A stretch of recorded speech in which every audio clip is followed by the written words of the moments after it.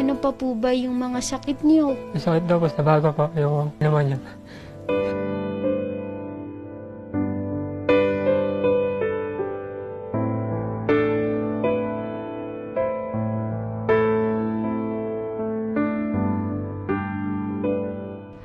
Sir Rapi Tulfo, humihingi po ako sa inyo ng tulong dito po kay Julius.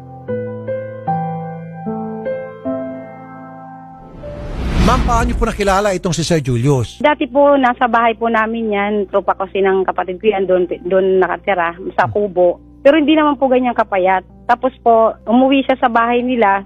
Walang maano sa bahay nila, yung makain kasi hindi nasusuporta ng tatay niya dahil isa lang nagtitindang pandesal. Okay. Pandesal sa balot. Yun po. Anong trabaho niya po dati? Construction worker. Kinukup niyo po nung mawalang Opo, trabaho? wala pong trabaho. Nung time na pandemic, sobra po yun, sir eh. Nandun po siya sa amin. Tapos nung mga ilang buwan, mga siguro mabot ng 6 months ata siya sa amin. Tapos bumalik sa tatay niya. Yun, tapos nung nagtinda po ako ng gulay, nakita ko siya. Sabi ko, ba't ganyan na itsura mo? Sabi ko.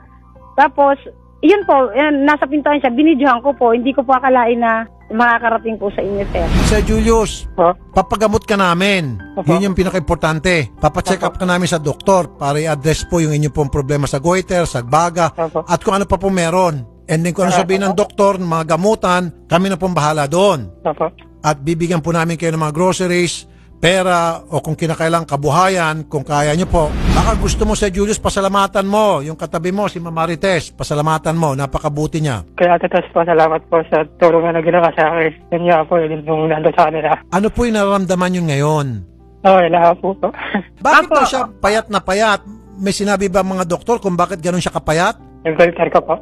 Sa goiter. Alam ko yung goiter na operahan yan eh. Dalo po, yung goiter ko po eh. Kaya namamayat daw po. May sinabi ba yung doktor, Sir Julius, na yung goiter mo kayang gamutin sa pamagitan ng pag-inom ng Kaya kung ano daw man po, yung gamot o Kaya operasyon? po. Kaya daw. Opo. Ma'am Marites, Yes po. pakisabi kay Sir Julius, 57,000 papadala namin sa kanya. Ayan, 57,000 na lahat.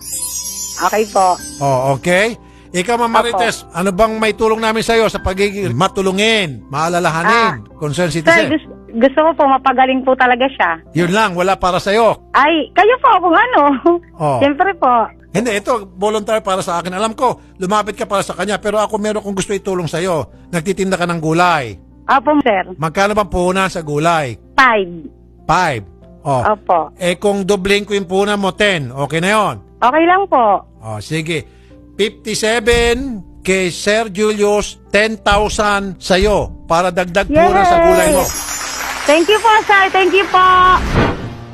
Bakit po sir kayo naluluha?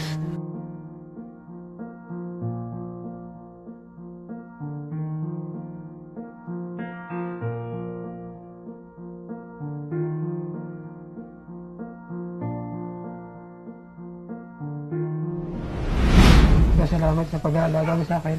Hindi ka nagsawa. Kahit ako'y laging galit sa'yo. At pagising na umaga, nagagalit pa ako pag hindi pang mainit. Pero gahaba pa siya. Salamat pa. Nga, di naman mawala ang suporta ko sa iyo eh.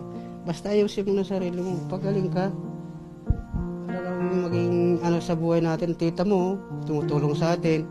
At paano, di tayo nilulubayan. Suporta sa atin.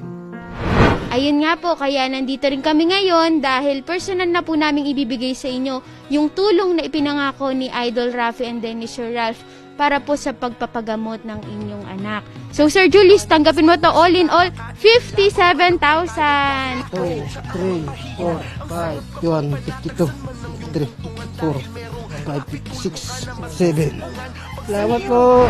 Bilang reward sa pagiging good Samaritan mo dito, Ma'am Marites, pinapaabot niya po itong 10,000 pesos pandadag nyo sa puhunan niya sa gulay. Thank you po, Sir Rapi Tulfo. Meron na po akong sa aking gulay. 1, 2, 3, 4, 5, 6, 7, 8, 9, 10. Thank you! 57,000, mapagpagamot na po ako. Pagdag puhunan po sa tatay ko po. Thank you po. Thank you, Idol. Thank you. May pinagdagpunan na po ako, Idol. Maraming salamat. Thank you po, Idol. Na binigyan ng hustisya, mga pinag-ayos na mag-asawang nasisira, mga pinagbating kaibigan na nagkainggitan, masasamang banta ay nagawa mong mapigilan. Ikaw ang naging takbuhan ng mga inaabuso, at dahil dun saludo sa'yo ang ating Pangulo. Napakasarap na merong tulad mong aming takbuhan upang makamit namin ang asam na katarungan.